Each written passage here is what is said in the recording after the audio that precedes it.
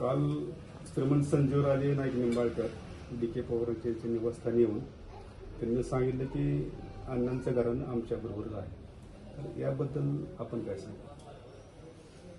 आता अण्णा त्या काल पुण्याला गेले होते आणि मला अण्णांचा फोन झाला की त्यांनी सांगितलं ते अण्णांचे चिरंजीव जे आहेत त्यांनी काल मोठे चिरंजीव त्यांना सांगितलं आम्हाला चहाला यायचं म्हटल्यावर आल्यावर त्यांनी सांगितलं इथं आल्यावर असं सांगितलं की अण्णा आमच्या बरोबर झाले. ते अण्णा तिथं नाही आहेत, घरात कोण नाही, ते दोन्ही चिरंजीव आले. एक चिरंजीव इथंच माझ्या शेजारी इथं, तर यांचाही तुम्ही घ्या. आणि अशा चहाला यायचे म्हटलं कोणी चहाला बोलवतं, कोणी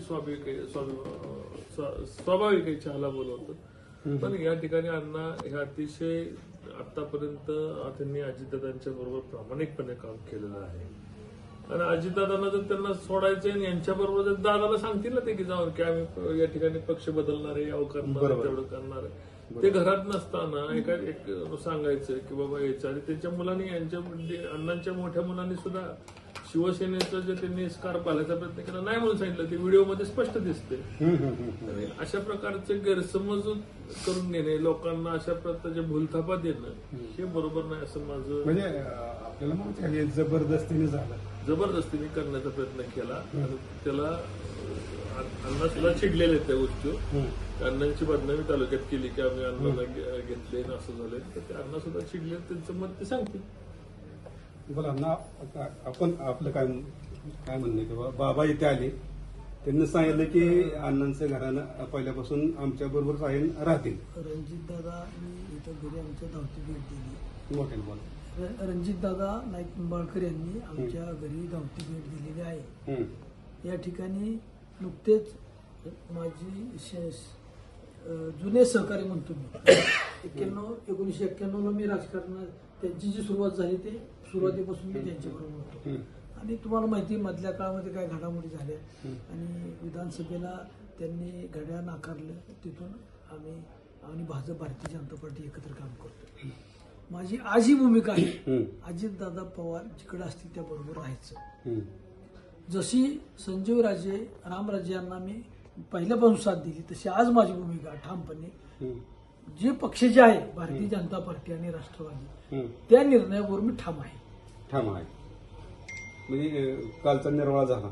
विषय स्पष्ट आहे. जे पार्टी जो निर्णय पार्टीनं जो विधानसभेला घड्याळ चिन्हावर निवडून आले सध्याचे आमदार सचिन पाटील, बरोबर, आता बाकीच्या घटनामध्ये तुम्हाला नगरपालिकेला सुद्धा घड्याळ आणि एकत्र होते.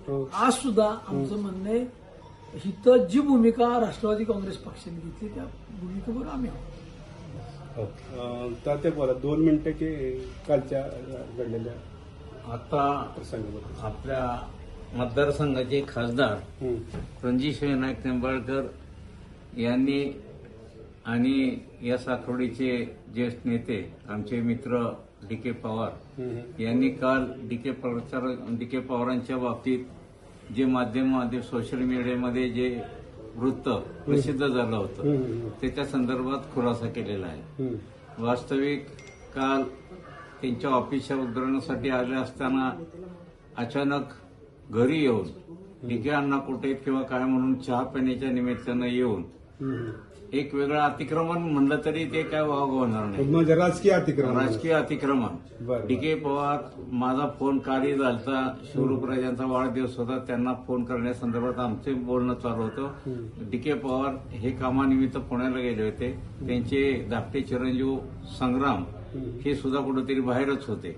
आणि असं असताना केवळ एखाद्याची राजकीय बदनामी करण्याच्या उद्देशानं त्यांच्या थोरले चिरंजीव भैयासाहेब यांनाही अंधारात ठेवून अनपेक्षितपणे येऊन कुणी शत्रू जरी असला तरी चहा पाहिजे किंवा हे पाहिजे म्हटल्यानंतर त्याचं कर्तव्य असा प्रकार काहीतरी जाऊन एक राजकीय अतिक्रमण म्हणलं तर ते वागवणार नाही. आता भूमिका स्पष्ट डी.के. अण्णांनी केलेली आणि भाजप आणि राष्ट्रवादी अजित पवार गटांची युती जिथं असेल त्या वेळेला तिथे नगरपालिका होती डी.के. अण्णा आमच्याबरोबर होते, विधानसभेला युती होती, विधानसभेला होते, आता जिल्हा परिषद पंचायत समितीला आहे. या निवडणुकीत ठाम ह्या युतीशी राहणार हे त्यांनी स्पष्ट आता डिके अण्णांनी केलं आहे. आणि बाकीच्या डिके अण्णांच्या ज्येष्ठ वयानुसार किंवा ज्येष्ठ अनुभवाच्या बाबतीत काही आणखीन चर्चा खासदारांची त्यांची काय झाली असेल, परंतु कसल्याही परिस्थितीत इथून पुढे डिके अण्णा यांचा सन्मान खासदारांच्याकडून, आमदारांच्याकडून आणि आमच्याकडून सर्वांच्याकडून त्यांच्या ज्येष्ठतेनुसार त्यांचा मान सन्मान होऊन त्यांना कुठेही डावलं जाणार नाही. काल बाबा आले आणि चहा पाणी झालं, त्यांच्या प्रचार कार्यालयाचं उद्घाटन होतं आणि इथं आले. इथं आल्यानंतर ते म्हणाले की अण्णांचे दोन्ही चिरंजीव आमच्या सोबतच आहेत, तर त्याबद्दल नाही. आता इथे जर दादा आहेत, तर अण्णा आहेत आणि मी आहे. आम्ही तर महायुती म्हणून राष्ट्रवादी काँग्रेस आणि भाजप आम्ही बरोबर कामं करतोय आणि बरोबरच काम करणार आम्ही.